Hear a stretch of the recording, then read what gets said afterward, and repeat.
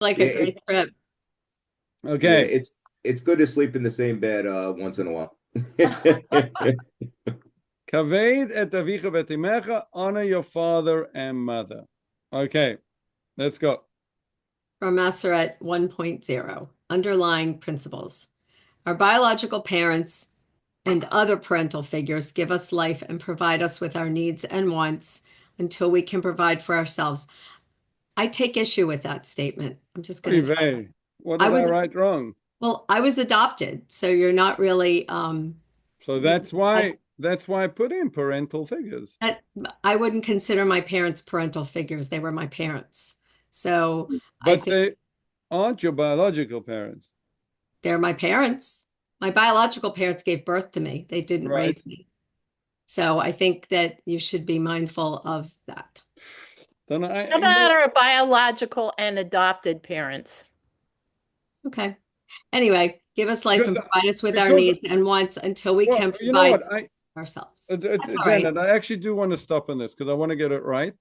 Hmm. Um, when I say other parental figures, obviously I'm not talking about give us life because that's obvious that's the biological part of life.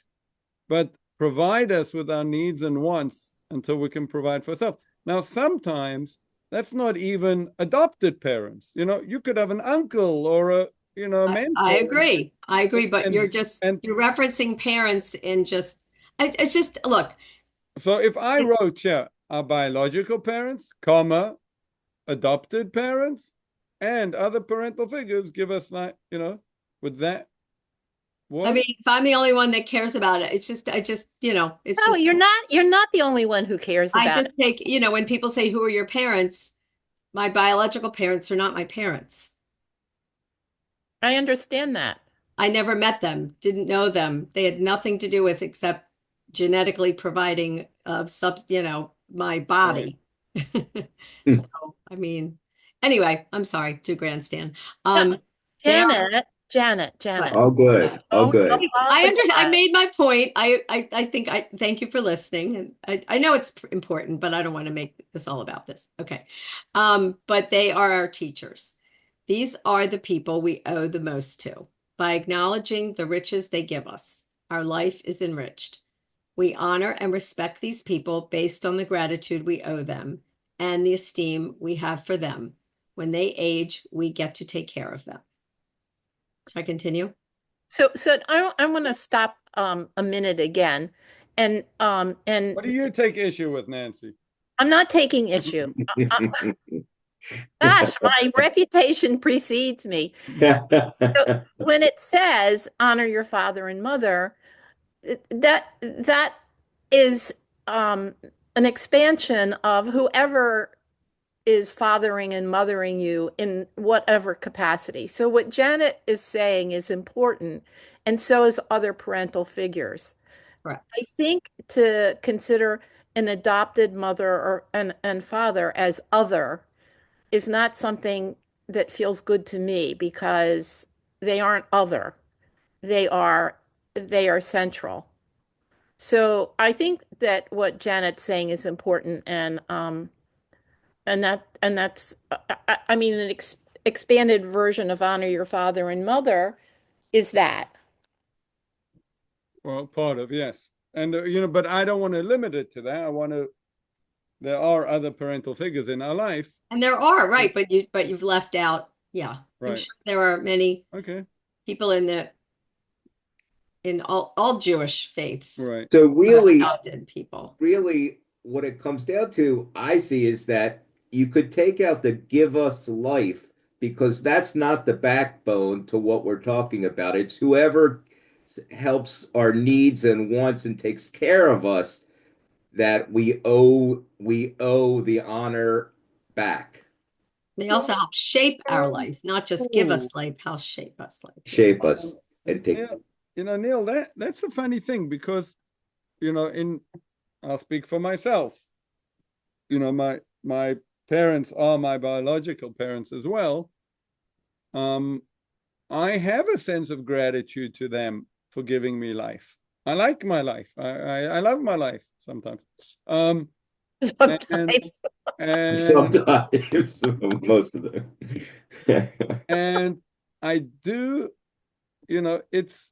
that's an important like part of it that they went, to me, I'm just speaking, in my experience, that I do think about it as like, my mother carried me for 9 months, and Nebuch, I had a twin brother. She had to deal with two of us in her tummy.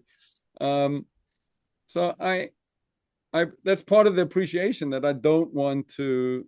Well, and I too appreciate my biological parents for making the choice they made, however they made it, and to give me a wonderful home. So, and recognize they couldn't whatever raise me, and I had a wonderful family. I have a wonderful family. Amazing.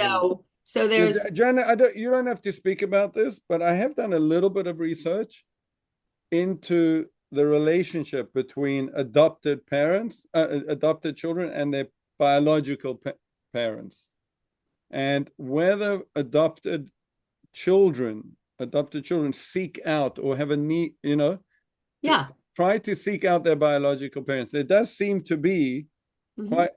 quite a lot of that, and it's a very, of Well, course. I've done that, been there, done that, still doing that. Yes. So Did you ever? Okay, I don't want we to. can talk more at another time. Okay, Anyway. fine. All right. So wait. I think no matter who our parental figures are, they give us life. That is not just defined as carrying us or making us or whatever, but they give us life in all sorts of different ways. So I think that's good. That's good. I agree. I like it. Neil. Yes. I'm not sure what you're saying, Nancy. Well, I thought Neil was saying something about Well, I was focused just on the act of birthing, giving life.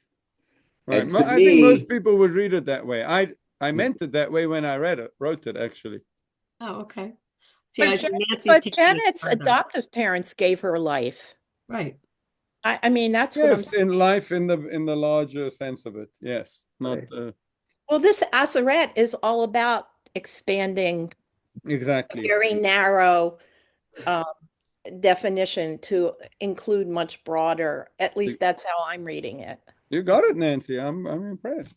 That's a nice way of saying it. We're Well, it does, no offense, Rabbi, it's limiting to the many possibilities of right. what That's parenthood That's is. what I'm hearing. So, Okay. The word kabed is very linked to the word kabed, meaning heavy, gravitas, right? All right. Kaved ma'od means it's very heavy. So kabed over here means to honor, but the link, Hebrew is a beautiful word, language in that sense, that once you have a root and you see how it's used in different scenarios, you get a real definition. So kavod is like it's the way you behave towards someone or even something for which you have a sense of gravitas, right? It's heavy, it's got worth, it's important, right? So that's what I meant over here, that the esteem we have for them. We honor our parents because of the esteem that we have for them, and therefore, like anything that you think is really valuable, you show it honor. Okay. Is kavod spelled differently than kaved? Is that are they two No, different? spelled the exact same way. Okay. Yeah. Okay. digging deeper, our parents do not own us, yet we are indebted to them for all they have done, even if that is just not having given birth to us. A child is not required to suffer any type of abuse, be it physical, emotional, or psychological, from a parent, barring that a child is obligated to honor his or her parents as much as possible. That's an interesting paragraph. We will explore the extent. Well, obviously, this is a case where rabbinic literature deals with the times. People ask rabbis questions and they write answers and they get recorded and there's a discussion. So, abusive parents and whether you have to honor them wasn't even a question until until recent history, because people didn't ask the question. It was we live in such a different world where if someone's abusive in a position of power, they're called out for that. That's not part of their rights.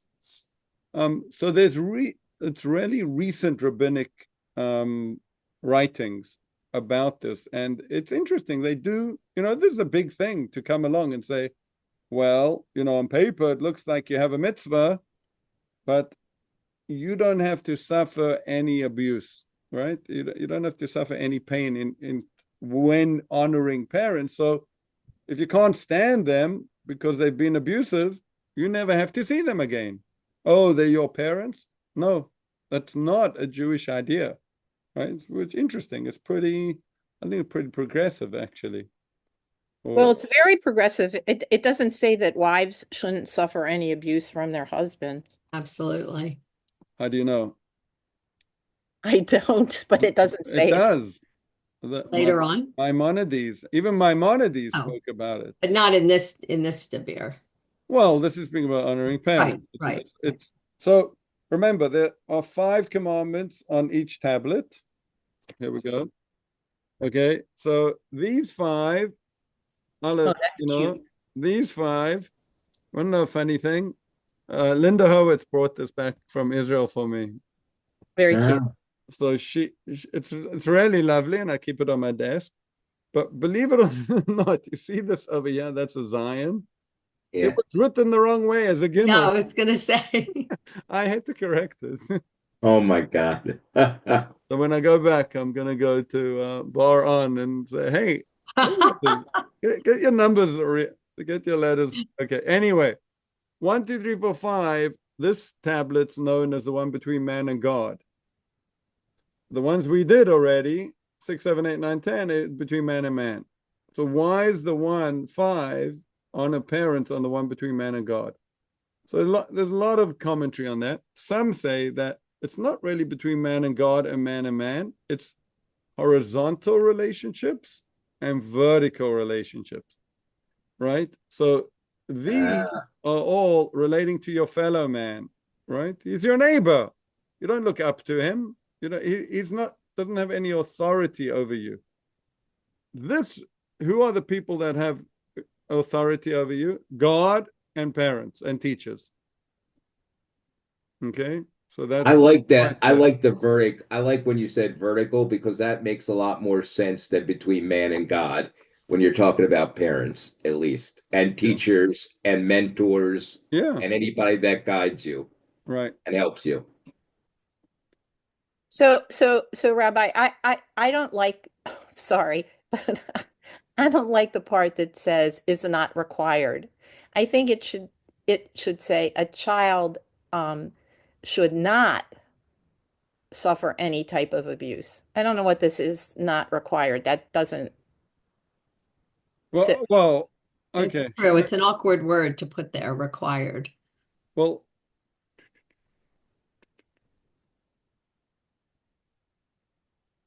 you know what? You're right. Thank you. It's not a good sentence. What I mean to say is a child is not required to suffer any abuse in order to honor their parents, but it doesn't happen that way. I just think forget about the required part. I think required is awkward. Yeah. The child is not expected to suffer any abuse and still honor their parents, or should not. Yeah, just should not. Should not, right.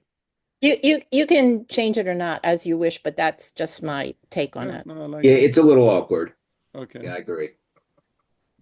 Okay, let's go on. Someone else can read. It's your turn, Neil. Okay, my turn. Okay, let's go. Okay. See this last sentence here? Where? Oh, we will explore the extent of this Dibir and its applications by looking at some classical sources. Take it away, Neil. Okay, let me get it in my screen here. Okay. Source one, Jerusalem Talmud Peah 1:1. Honoring father and mother.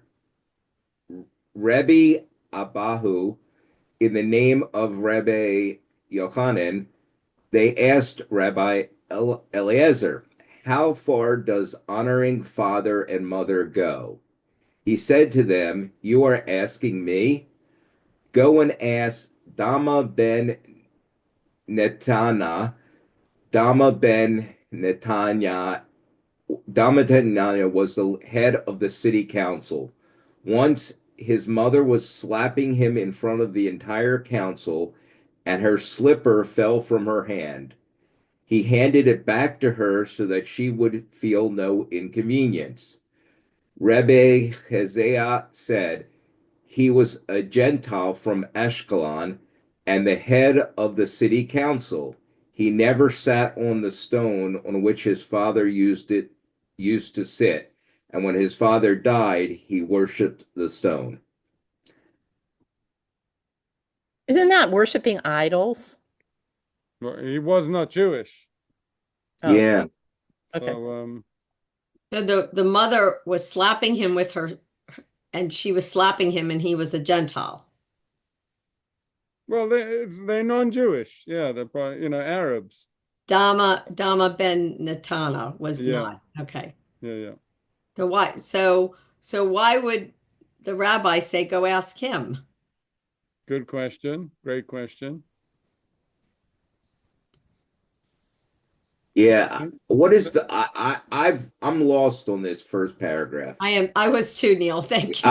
I really I'm not understanding it. I read it before and I was like, Okay. So the question is, how far do you have to go, right? Like, and have to go for what? to honor your father and to mother. honor your father and your mother, right? You have to hold them. You have to behave towards them with a sense of gravitas, right? That these are important people. So he was, his mother was slapping him. I'm not sure that he had to take that, but the point is her slipper fell from her hand and he handed it back to her so she would feel no inconvenience. Didn't want her to lose face, that kind of thing, you mean? I don't think for effort, maybe. He was helping his mother. Oh, you lost your slipper, so take it back. And it felt so good when you were slapping me that I really didn't want you to stop. Okay. So in essence, it said he overlooked the fact that what she was doing to him, he still felt an obligation to her. Yes. Yes. And you're saying it's because he wasn't Jewish. Well, he happened to be non-Jewish. It doesn't seem to be, that's a good question. You ask the rabbi, look in the books, but somehow this is anecdotal from this non-Jewish guy. Well, wait, so I understood the first part, but then when I got confused then it just says he was a Gentile from Ashkelon and the head of the city council. He never sat on the stone on which his father used to sit. Where did that come from? At first, it's about him and his mother, and yeah. So that's the way I think that's the way he treated his mother. And now Rabbi Chizkiah is saying, yeah, I know who this guy was, and he himself held a prominent position. Yeah, and yet he always, honored his father. He wouldn't, I guess they sat on stones. He wouldn't sit on his father's stone, and when the father died, he worshipped the stone. I got to check up the Hebrew. So by not sitting on the stone, he honored his father because it was his father's stone. In other words, he didn't want to take his father's place at the time. Yeah, I think so. So he didn't worship the stone until his father was gone. But to Neil's point, I'm not getting, but the mother, he was showing her some honor, maybe. Is that it, by handing her the slipper? Yeah. He was honoring her. He didn't want her to feel any inconvenience then Right. they have to throw in that he was a Gentile. So I don't know. Yeah, it seems superfluous information, the last two sentences. Like we don't need it. But Well, I understand. he was Yeah. honoring his father by not sitting, by worshiping the stone. right. If that's the point, I understand that. It's just Yeah, and it not kind of sitting in his seat is also a part of honor. You know, the father had the seat at the head of the table, and you know he wouldn't assume that. Yeah, it's an empty chair thing. yeah, it just seems out of place that they're throwing in he was a Gentile from Ashkelon. He was head of the city council. Oh, and by the way, it just doesn't feel like it flows. Uh-huh. But it's Okay. okay. At least I understand it now. You know, I got to tell you that normally when we quote the Talmud, we're quoting the Babylonian Talmud. The Jerusalem Talmud is written in a very terse way. It's kind of these sentences that got to like put together, and it does feel a bit like you're saying. Okay, let's Okay. see further. Okay, I'll keep going. Uh, Once Benjamin's jasper, the stone associated with Benjamin on the high priest's breastplate, was lost. They inquired, who would have one of similar quality? They were informed that Dama ben Nitana did. They went to him and agreed on 100 dinars. He went to the upper floor to bring it and found his father sleeping. Some say that the key to the chest was in his father's fingers. Some say his father's foot was resting on the chest. He descended and told them, I could not bring it to you. They thought maybe he wanted more money and raised the price to 200, then to 1,000. When his father woke up from his sleep, he brought it to them. They wanted to give him according to the amount mentioned last, but he refused. He said, do I sell my father's honor for money? I will not have any advantage from honoring my father. What reward did the Holy One, praise to him, give him?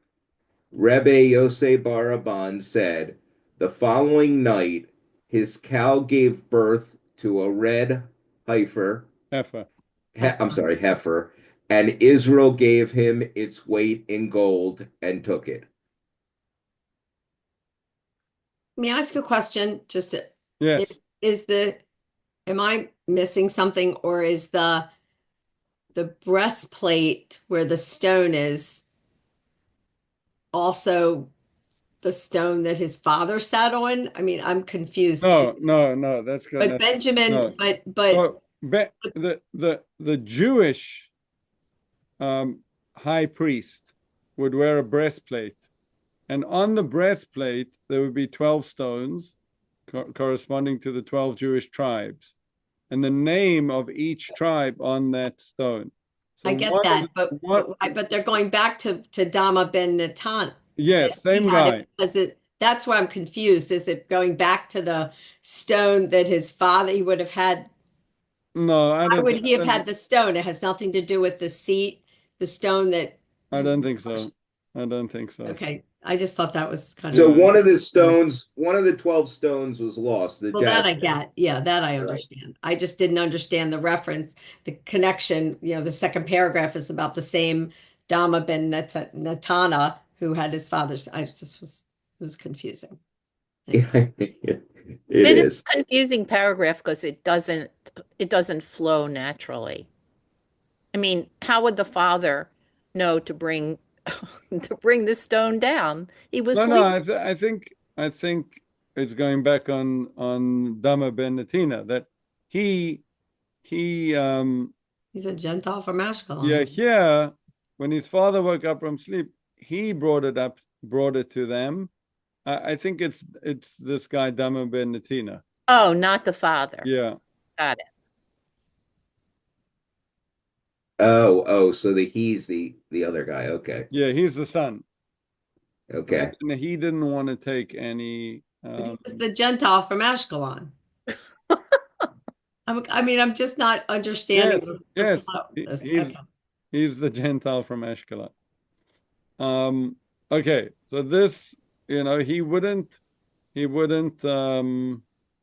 right? So I have heard some, I don't know who said it, but you know why the Talmud points out that he wasn't Jewish? Because no Jewish son would give up on a deal if it meant waking up his father. Oh my, oh my goodness. That's awful. That's funny. The art of the deal. What kind of Jews? What Okay, what a so Shylock. yeah, Thank you. Little casting there. Yeah. And what's this one? The following night, his cow gave birth to a red heifer, and Israel gave him its weight in gold and took it. Who took yes, it? He the took it? Israel. Yeah, I don't know why it has that word there. The Jewish people bought the red heifer, right? So the red heifer is a very important animal Clearly. in Torah Yeah. because it's used in the Sacrifice. Sacrificial. purification process. So The if what someone process? purification. Purification. I'm sorry. If someone became impure and they needed to enter the temple, a Kohen or even a Israel, so they had to go through a very intricate process of purification, part of it being sprinkled with this mixture which had the ashes of a red heifer. So they, right? Okay, so what do we make of all this? Don't wake up your father, make a deal, or Right? There's a go find a whole red heifer. I don't know. there's a whole ritual. I'm looking online here Yes. that the red heifer is a part of an ancient Jewish sacrificial system that involves slaughtering an unblemished red cow and burning it. The ritual is used to restore ritual purity to people who had become unclean by coming into the contact with the dead. They must be listening to me. Yeah, that's correct. Okay. Yeah. That's called in Hebrew, it's called the para aduma. Para is a cow. Adom is red. Aduma is Yeah, they completely call red. it. They in here it says the Shabbat para. Yeah, and it's coming up Friday, March 21st. Oh, okay, I know what it is. Okay. Well, let's try. Before Pesach, there are 4 haftorahs which are read, actually maftir.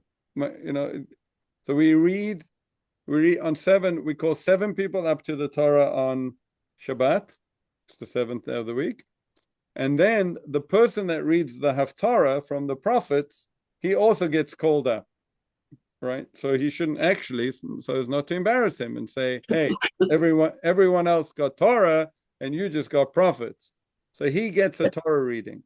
So that Torah reading is called maftir, right? So it's related to the word Haftarah. So he's the maftir. He's the one going into the. So before Pesach, there are 4. And thank you for reminding me because I'm the president of Mashul at the moment in Frank Storch's house, which was the Meyerberg house. What's the big house on Falstaff? Edward Which big house? There were several Meyerhoff houses. Oh, there were? Yeah, there was a Meyerhoff house on Falstaff. One of the Wait, the one on with Falstaff. the pool. The one with the pool. Right. Not the one on Labyrinth with the pool, but the other one on Falstaff had a pool. Meyerhoff. So It wasn't I forget which. That pool house, was there always a pool house there? Yes. When I lived there was. Yeah, there was. That pool house is my shul. Yeah, we have a minyan every Shabbat, a beautiful minyan, every Shabbat there, and I'm the president of our shul. So I have to congratulations. Thank you, great. And I have to make sure that this week we have 2 Torahs, because before Pesach, before Pesach, we read 4 special maftirs, and one of them is Para.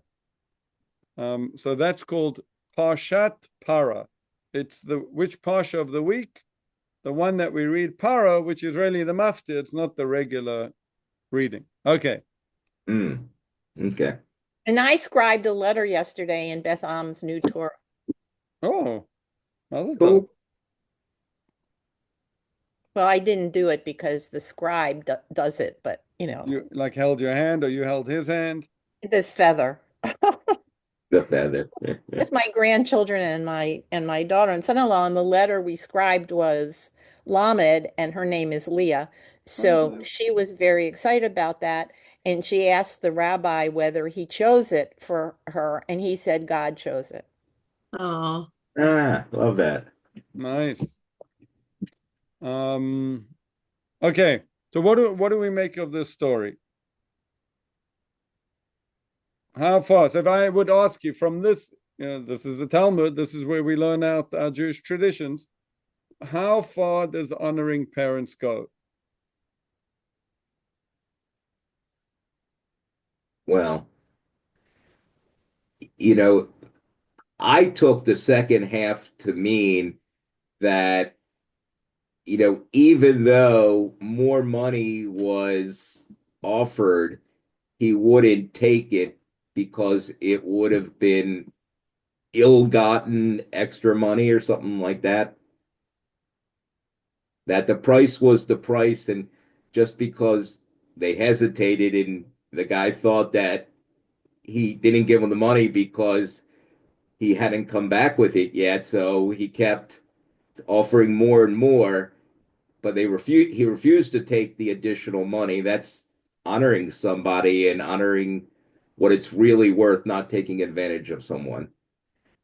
Right. And I think, his words are pretty profound, right? Do I sell my father's honor for money? right. And I think what he's trying to say is, Integrity. Integrity, and also there's a concept that we have called lishma. Lishma means you do a mitzvah not for gain. You do it because it's the right thing. It's the right thing to do. Right. Correct. It's the right thing to do. And he was saying, honoring my father in this case, it's I understand it is so much the right thing to do.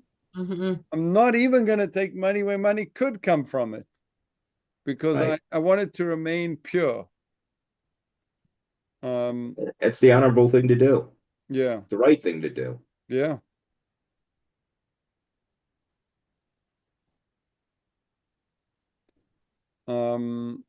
And God rewarded him For doing the right thing.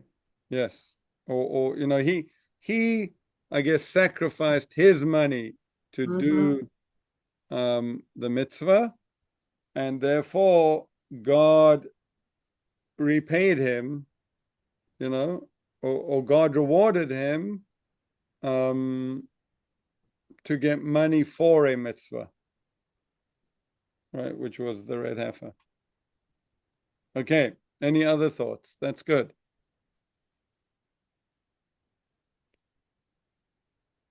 It could be that maybe the fact that he's not Jewish is that, the Torah and all the mitzvot, there's always this question of, why, what's the reason for it, and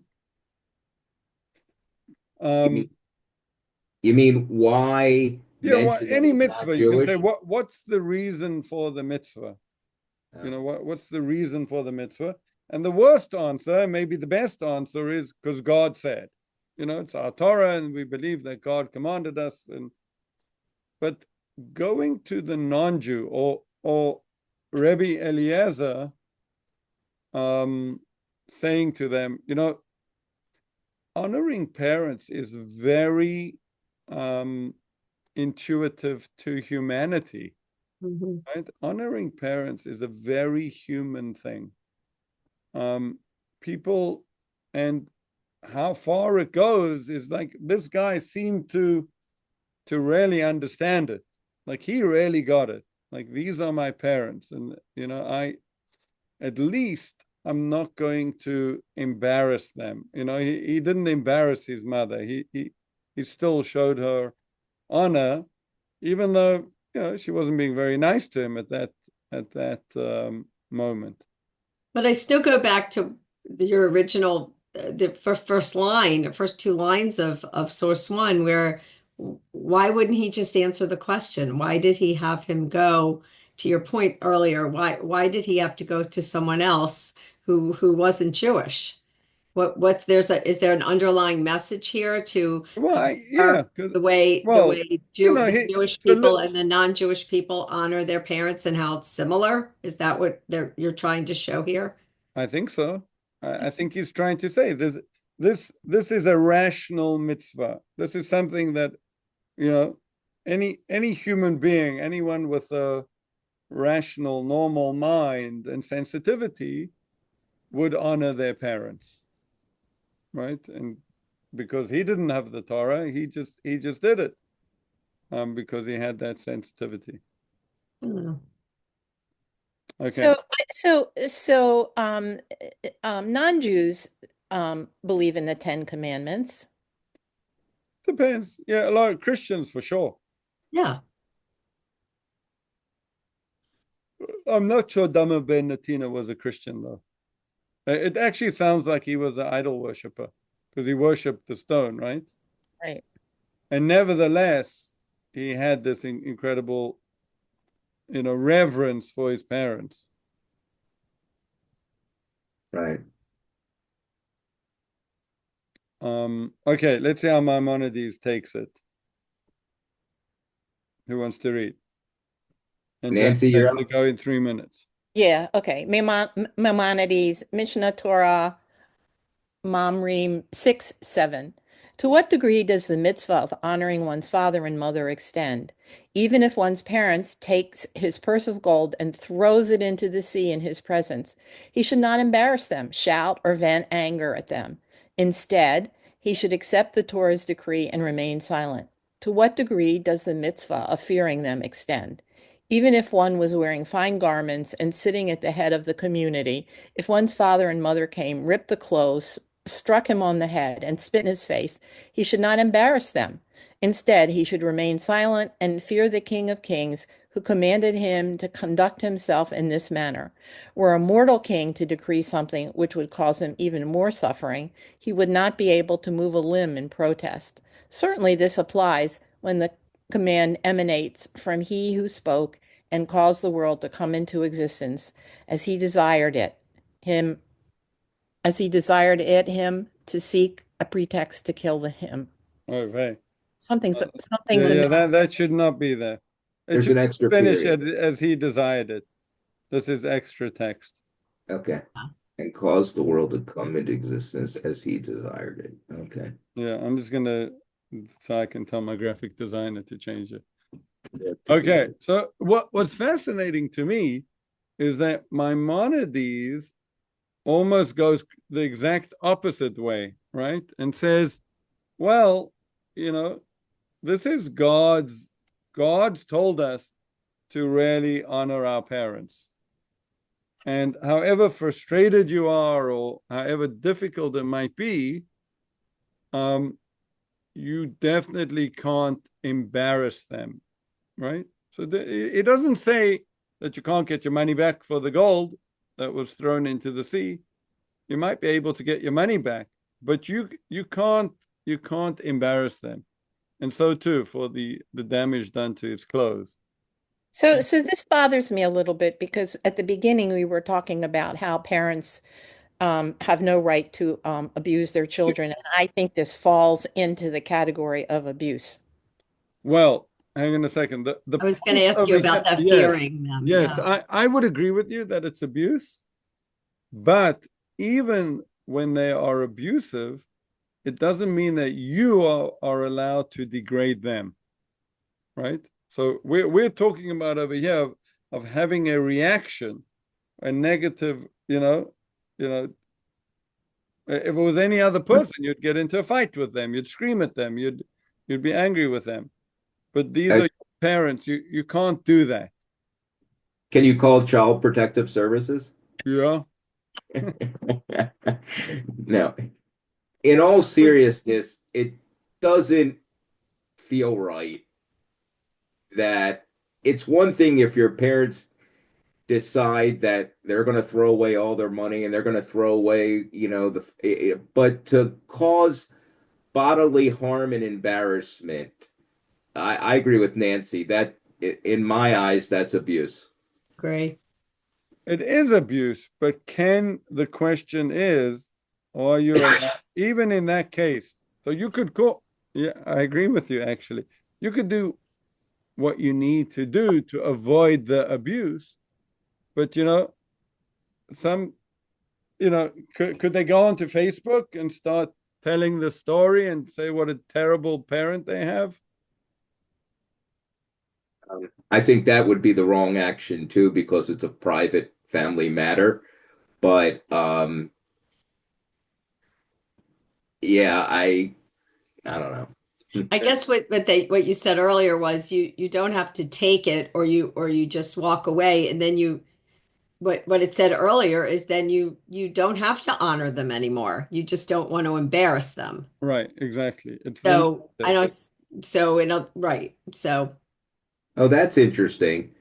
So you don't have to honor them, but you don't take it another step forward Exactly. in I mean, that. that's what I got Exactly. out of the first one too. It's that you make and you even said that, Rabbi, you can choose not to honor them if they're abusive, but Right. you're not going to embarrass them. He handed Yeah. her the slipper back, so she wouldn't be inconvenienced, and he's not, so I don't like fear the King of Kings. Instead, you should remain silent and fear command him to conduct himself in this matter. Um, I don't know. Yeah. It's almost like they're saying, walk away. Right. Mm-hmm. Like, don't further ignite it. Just walk away. So I do have to apologize. I have another Zoom meeting Yeah. for my son. So Okay. sorry to get off. This is quite interesting. And Rabbi, I'll look forward to your email. Okay. Yes. Thank you. See you, Okay. Janet. Good to Take see you care. too. Bye. Okay. Thank you. Bye. Thank you. Okay. Do you guys want to go on a little? Yeah, I can go on for another 10 or so. Okay. You Fine. you good, Nancy? Yeah. Okay. Okay. This is a very interesting. I'm gonna skip then this bit. Yeah. It's kind of deals with parents that become senile and how to deal with that. But it's not very clear. It's not like very. I'm going to go to this part because I think it makes a very interesting point about this relationship. Okay. You want this one, Nancy? You want me? You can go. Okay. If a father wants to serve his son, it is permissible to accept from him. Wait, if a father wants to serve his son, it is permissible to accept it from him unless the father is a Torah personality. Yeah, you know what? Skip this. It shouldn't be here. I thought I took it Okay. out. Oh, okay. So let's forget what I just said. Yeah. Okay. A student who wants to go to another place since he is sure that he will see a sign of blessing in his learning in front of the teacher who is there, but his father protests to him since he is worried that the idolaters, Idolaters. idol worshippers in that city libel. God, this is a serious run-on sentence. Um, the Jews does not need to listen to his father about this. Gloss. And likewise, if a father protests his son marrying a certain woman who the son wants, he does not need to listen to the father. Okay. So these are the two classical cases where honoring parents becomes a very sticky issue, right? So the first one is simple. The student wants to go to a certain yeshiva, and the father doesn't want him to go there. You don't have to listen, right? He does not have to listen to his father about this.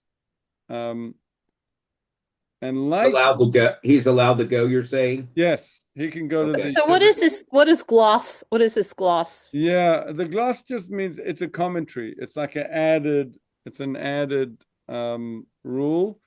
So the way the Shulchan Aruch, it's actually a beautiful story. The Shulchan Aruch was really the first time, well, shouldn't say that. What does that mean, Shulchan Aruch? Yeah. It literally means the laid table. Yeah. Right. So there was a great rabbi that lived in Svat called Rav Yosef Karo. And he was, when did he live? I think 1650s or something. He actually lived in Svat during those times. Mm. So he put together a book of Jewish law, and he called it the Shulchan Aruch, the laid table. So anyone who wanted to know what the law was could just open his book and find it. And it's, to this day, it's a masterpiece. It's like he really he took a lot of, it took a long time to write, and he really took into consideration a lot of different opinions before he made a decision. So he kind of solidified halakha. At the same time, more or less, there was a rabbi called Rav Moshe Isserles, and he was in Poland. And he was doing a similar job. He felt, it was necessary to come up with this book. And he kind of wrote his book. And then he was about to go to the printer. And this book, the Shulchan Aruch, was published. And he was like, oh my word, someone did it. And it's a great work. Now, the difference is that Yosef Karo, he was Sephardi. And he had included in his book of Jewish law and living Sephardi customs. Rav Moshe Isserles was living in Poland. He was Ashkenazi. Yeah. And there were Ashkenazi customs, and he was like, what do I do? Because I don't want to write a whole, a completely different book. So what he did was that he added notes into the Shulchan Aruch. So he took Rav Yosef Karo's book, said, okay, that's the book, and I'm just going to add notes now and again. And those are called the glosses. It's almost like he added addendums to each, Yeah. And often he says, and in Ashkenaz, we do this. He says that. So he added this part about the marrying a girl, right? That your father doesn't want you to marry. So is it possible then, what it's saying is a student can go and study and he's in agreement with that, doesn't need to listen to his father. Oh, and by the way, nobody mentioned the fact that it's also okay, if he wants to marry a girl. So let's include that as part of this too, because it's not exactly. Okay. And you might have thought that was a more severe ruling, like, okay, well, you learn is one thing, but who you marry, if your parents don't agree, you have to listen to them.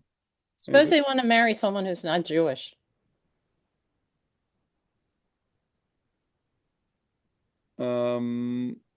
Yes. Okay. Now that's a bigger discussion. Well, it doesn't specify. Okay. So, and then from where I'm coming from, that goes without saying, meaning that the child shouldn't do, the son should know not to do that, right? You don't need it. That's not between him and his father. That's his religion. That's telling him not to marry out. So that doesn't really, that this over here means that obviously he's marrying someone within the religious tradition. And now the only thing stopping him would be his father, he doesn't have to listen. Okay. Okay, the question is why? If you have to, have this sense of reverence to your parents and honor them, well, maybe you have to listen to them. That's definitely a part of honoring. That's what I tell my kids. Mhm. Right? How's it going, Rabbi? Listen to me. Why? Because Yeah. I'm your father. Because I said so. Because I said so, right? I love it. I love Uh, it. yeah, that really is that's when you've hit, rock bottom, when you have to say that. Because I say so. Teenagers. Sorry? It's when you have teenagers. That's when it doesn't work anymore. Like, who are Right. you? Right. They're clever enough to say that. Like, okay. Right. Who are you? It's when they're toddlers. Okay, what's the reason for this? You mean why they don't have to listen when his Yeah. father, Yeah. because he's not going to have to live with him, with her.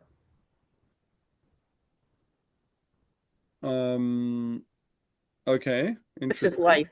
It's his life, Yeah. not the father's. Okay. So look, very good. So on the side of the Shulchan Aruch, let me see if I can pull up a page for you. It's really a fantastic thing to see. By the way, where are we? Yeah. This is the Shulchan Aruch. That's a complete set. Oh, how many books? 10. That's a lot of law. That's a lot of laws. Oh, yes. Right? Wait, what did I find? Okay, so Have you read all of those? embarrassed to say no. Don't be embarrassed. Quite a bit I of haven't it. even read one. Quite a bit of it. Okay, 240. Let's see if it's in this volume. Oh no, it's in the next one. Hang on. Did you buy your house from the Schraders? Yes. Oh, how funny. You know them, Neil? No. It's just so funny that Well, how they're you not all living. grew up and you They're know all not the same people, the same road. right. Yeah, They're but not living. they They're have not living. children. They have older children. Right. So one lives right 2 houses away from my daughter Rebecca, Oh, that's funny. Which one? their daughter, Okay. and their son was the same age as my twin sisters, and they went to dancing school in the basement of the Schrader's house. Oh, okay. Well, tell them we've redone the basement since then. Well, there were some interesting tiles, I remember, I think. Maybe they put them down for dancing. Yeah, they have a little give, huh? Interesting. But No, they were like did you with see their patterns African? on them. Did you see their African collection? Yeah, and that was in this room, Yeah. what I use as a study. And it was Yeah. very funny coming from South Africa that I was like, hang on a second. Like, Oh, right. Right. Amazing. yeah. Getting more and more amazing all the time. So, Harvey owned a necktie company.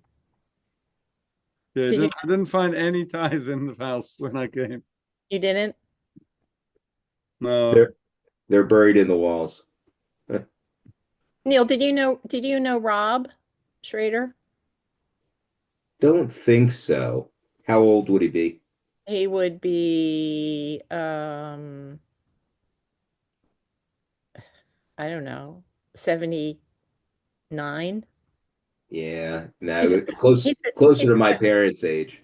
oh, you make me feel so old. He, Yeah, he's he's a psychiatrist. yeah, yeah. No, it would be between. I'm 60. I'll be 64. My parents are in their well, my would be in their mid 80s. So it'd be It's like a half a generation away from me. Right. It's amazing What? how the community connects. Yeah. I think my wife grew up in Westbrook too, but I Really? could be.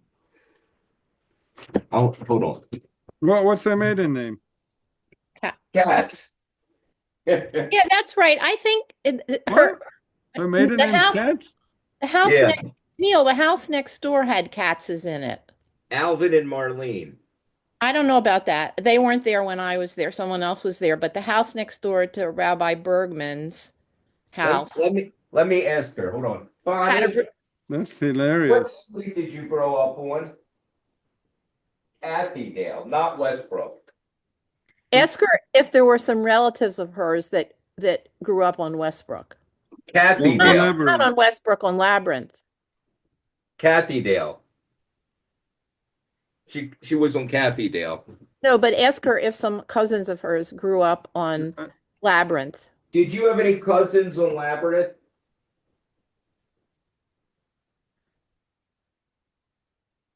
Okay. She doesn't think so. Well, I think White Coffee Pot people were. Oh, the Allen cats. Yeah.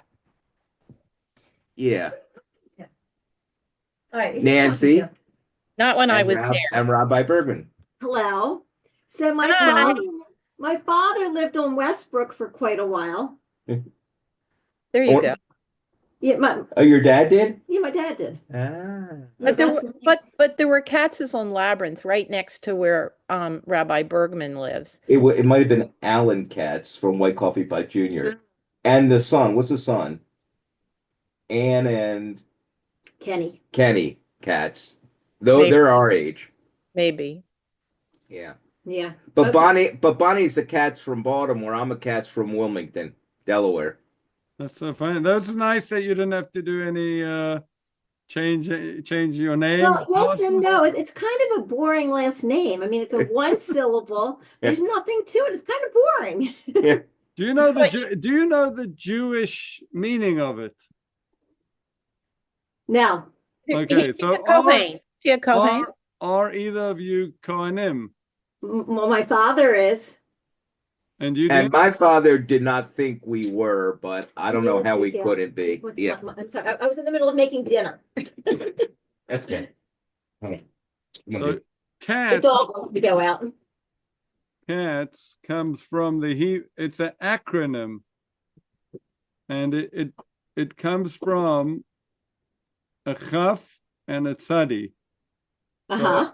right? It's really an acronym, which would be Kohen is a priest, right? The Kohen. Uh-huh. And the tzadi comes from tzedek, like a righteous Kohen, Righteous. Right. right? There you go, Neil. I'm righteous. Righteous. I knew that. So, Cat Thank you. so is- Bonnie, Right. my dad was a Kohen, and I claim to be one too. I don't buy this stuff that women can't. So if you want to claim What's a it, Kohen? Always a Kohen, right? right.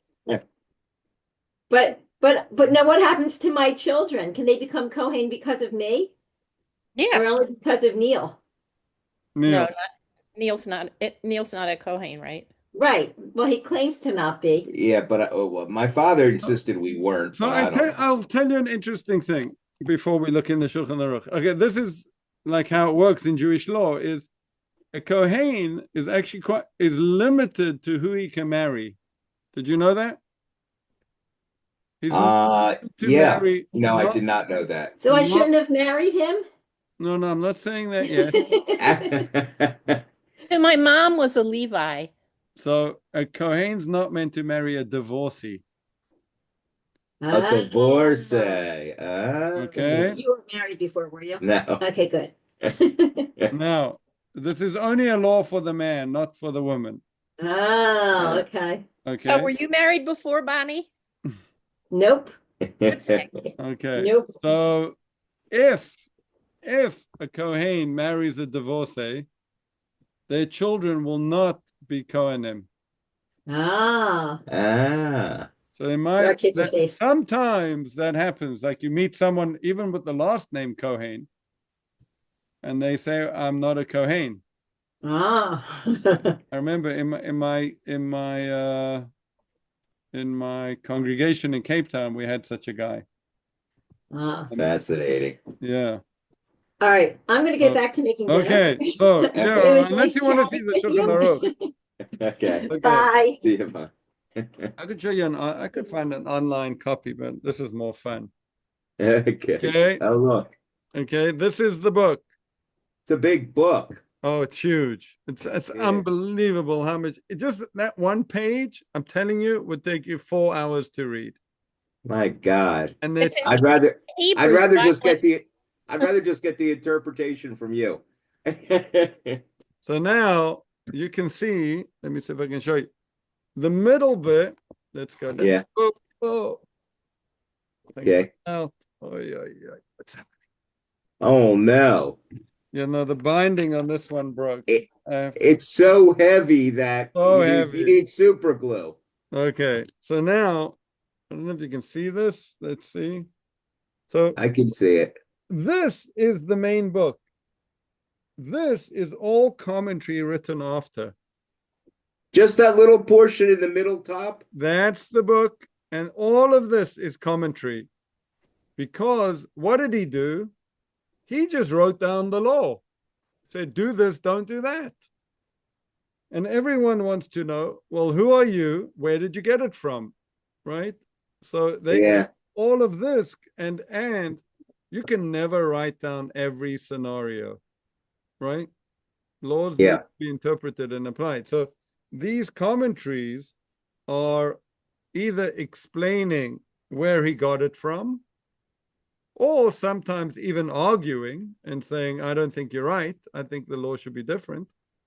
Or they are bringing in new cases that he did not discuss, just like our case. Now, I don't know if you can see from my camera is not so good, but that text is a little bolder than this text. Can't see enough.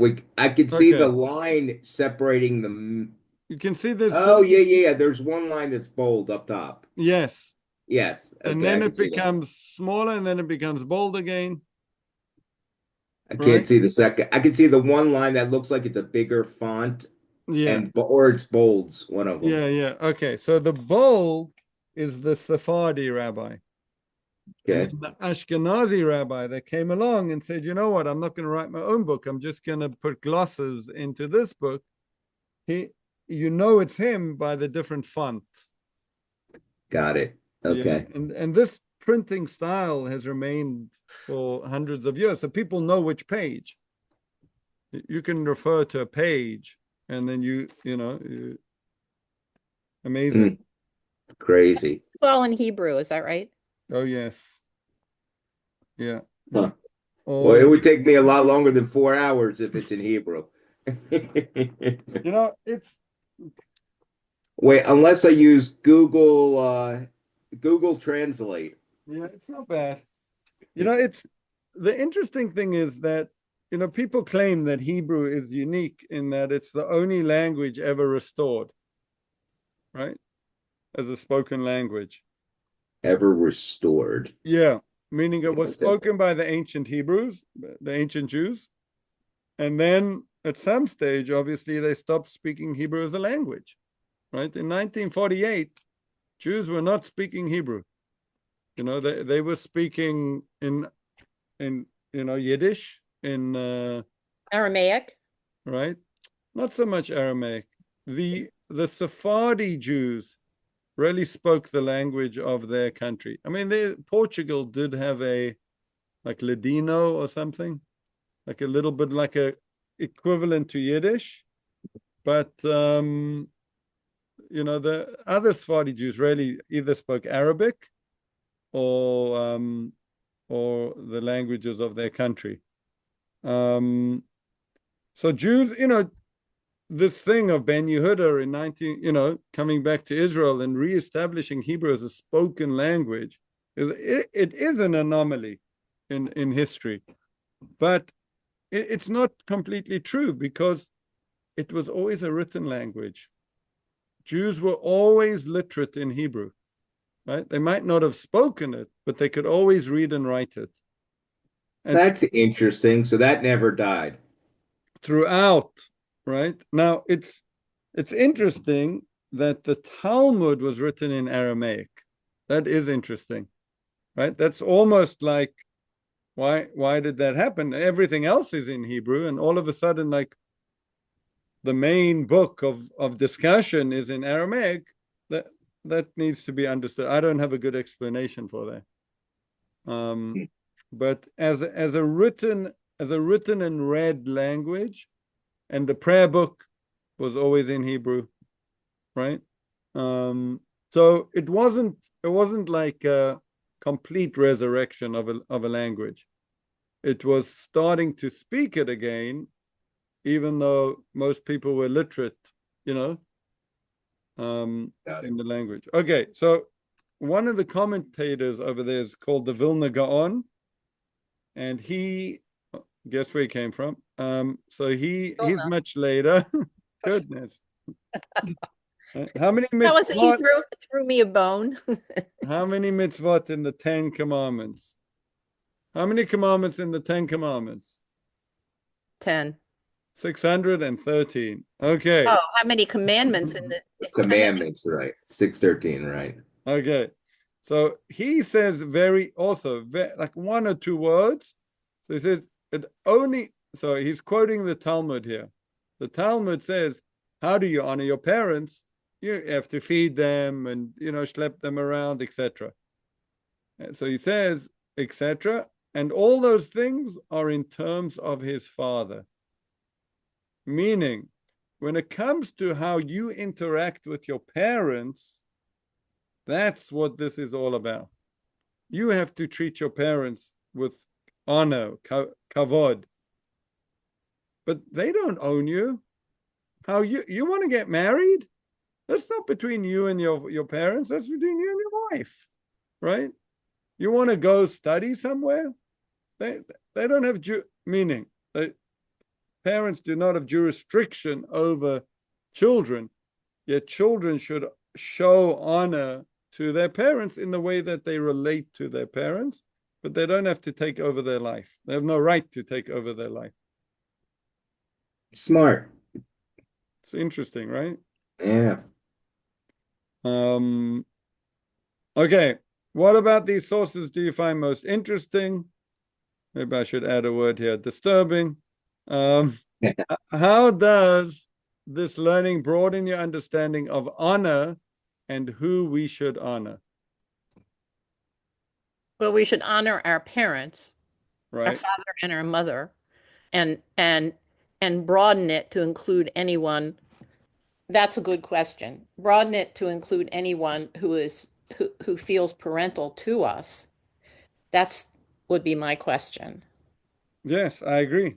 I think it should be. And we find many laws, there's a whole Jewish tradition about, standing for elders and the way that we relate to teachers.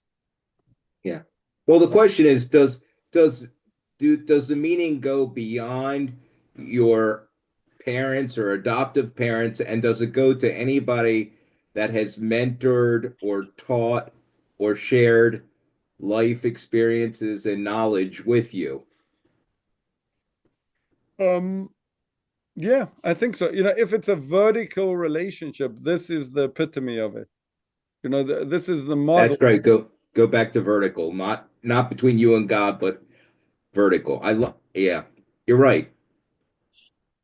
This is a paradigm or a guide to the vertical relationships, based on, one thing is based on is gratitude, right? These are people that really have done a lot for you, right? To think about who are the people who really helped you become who you are. Yep. And the other one is that they play an important role in your life as because they are in you are in a vertical relationship with them. They are impactful, important in your life. Yep. Makes sense. All right. Okay. Very good, everybody. Thank Well, you. thank Thank you, you. Rabbi. See you in two. So we'll that see right? you. Is that right? Wait, hold on. Let me look. Today is Um, what? Today is the 24th. Today's the 24th. Yeah, let's And look. then the next one should be The 24th. No, the 10th, March 10th. right. Yep. I'll be out of town, but I will be